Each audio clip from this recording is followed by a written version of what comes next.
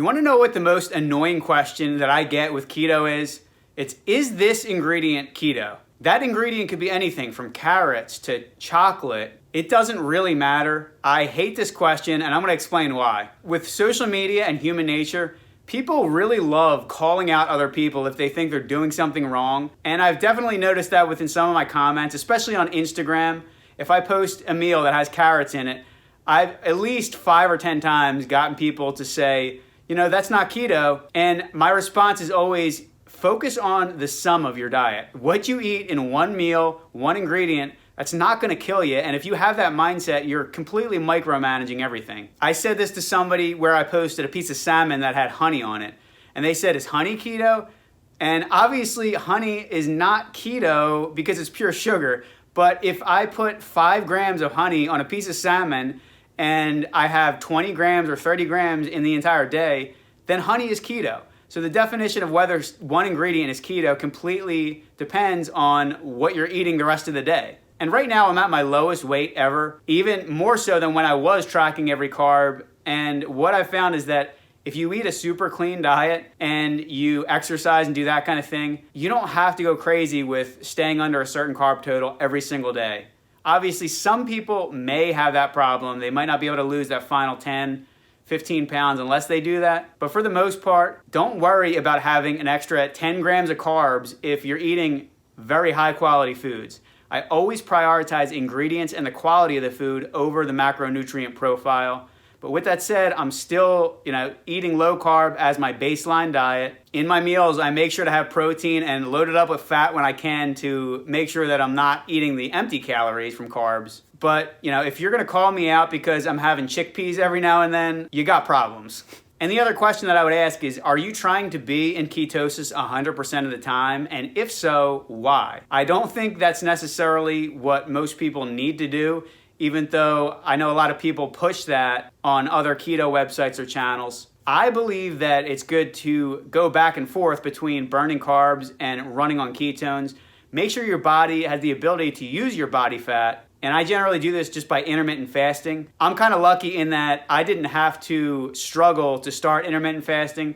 I never ate breakfast after high school. So I would always skip breakfast even when I was eating high carbs. So intermittent fasting for me on low carb, not only did it become easier because I wasn't as hungry, but it was just a natural part of my daily process. If I do eat high carb in a day, my hunger will regulate itself where I can fast longer the next day and I don't get as hungry. I feel completely full, and that sets me right back on track. The other thing when it comes to something like carrots, I think I said this in the last video, I have a garden, I grow my own carrots, and I'd much rather eat something that I'm growing myself, I know how it's produced, and I can monitor the quality of it from start to finish, versus buying all my food from a grocery store.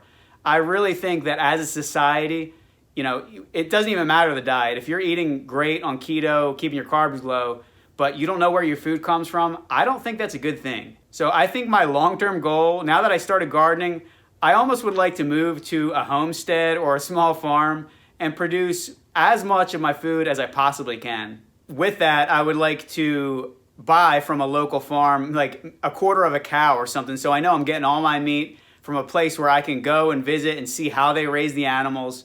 I don't even like buying chicken or steak from a grocery store. Obviously, I still do it because I have limited options at this point, but I would much rather be able to get all my food from within 5 or 10 miles of where I'm living. And I think that as a society with remote work, coming on strong, I hope that we can move towards that. I really despise this fake meat, cultured meat in a lab.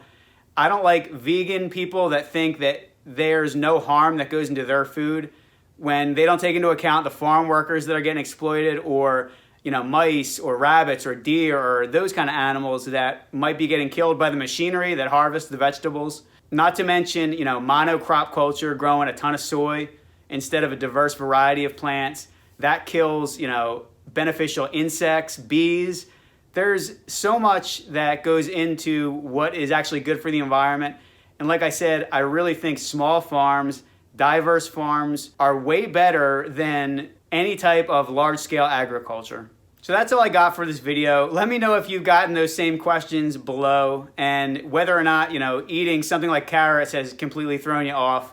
I know for me, even though carrots are starchy, I don't really feel the need to overeat them the same way I do bread or pasta or that kind of thing. If you are new to keto or you just want a free meal plan, I got a 7-day meal plan that you can download from the description below. Now that does have all the macronutrient information. You can see exactly how many net carbs you're eating. It has a grocery list so you know exactly what you need to buy at the grocery store. And as you can tell from that meal plan, I always prefer buying whole food ingredients whenever you possibly can. I don't like buying the quick, store-bought bars or even protein shake. I think that's a good filler if you miss a meal, but I don't think it should become a staple of your diet every single week. So go ahead and download that from the description below.